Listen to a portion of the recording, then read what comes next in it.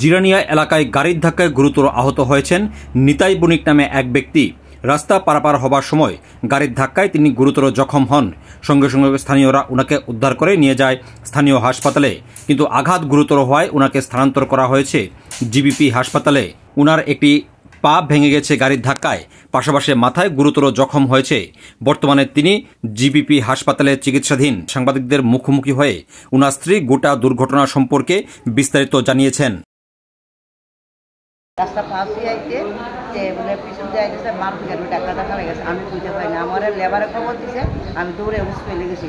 তার কাকু বাতি দিয়ে নিয়ে হসপিটালে নিয়ে গেছে। একটা টমটম দিয়ে অ্যাম্বুলেন্স ফোন করতে চাই না, টমটম উড়ে নিয়ে গেছে হসপিটাল।